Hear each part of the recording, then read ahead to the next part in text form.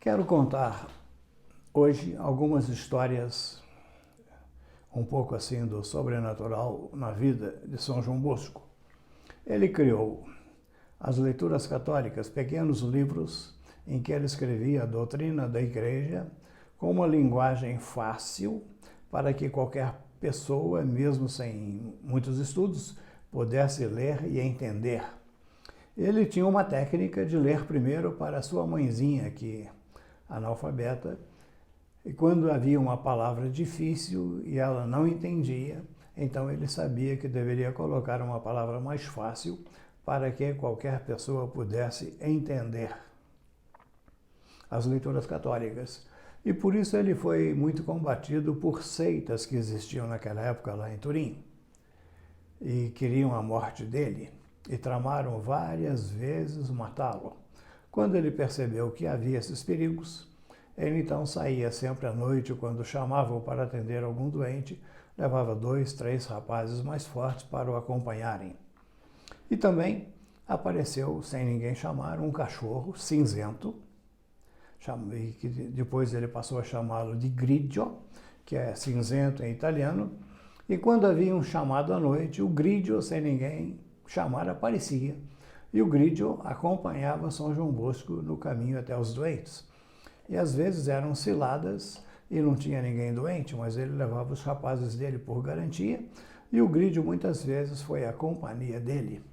Conta-se que um dia, numa tarde, ele estava a tomar o café e o Grigio apareceu, assentou-se triste aos pés de São João Bosco e ficou lá um tempo enorme, quietinho, ajoelhado, sentado aos pés de São João Bosco. Depois o cachorro levantou-se e foi embora e nunca mais apareceu. Há documentos certos, testemunhados, pessoas que foram testemunhas, está no processo de canonização. São João Bosco ressuscitou um garoto do colégio dele, Carlos. São João Bosco estava fora de Turim e o garoto morreu, chamando por São João Bosco. E quando ele chegou, falaram que o Carlos queria vê-lo, mas que tinha morrido. Ele foi até a casa do Carlos, já o pessoal todo no clima de velório, e ele mandou todo mundo sair. Ficou apenas a mãe e a tia, e ele falou para o menino, falou que o menino não estava morto, estava dormindo. Todos saíram, e quando ficou apenas ele, ficaram também a tia e a mãe. Ele tomou o garoto pela mão e falou: Carlos, Carlos, levanta-te. E o menino assentou-se na cama. E aí o menino contou: é São Dom Bosco. Eu chamei muito o senhor porque eu tinha feito um pecado feio, eu queria me confessar com o senhor e eu não quis falar isso com outro padre e eu morri e havia uns bichos feios querendo me pegar e uma senhora tomou-me pela mão dizendo: ele ainda não está julgado.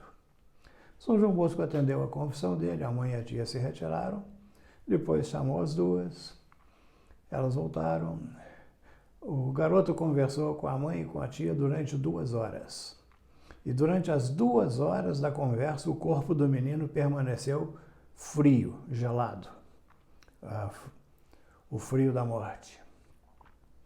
E ele assentado na cama ali no...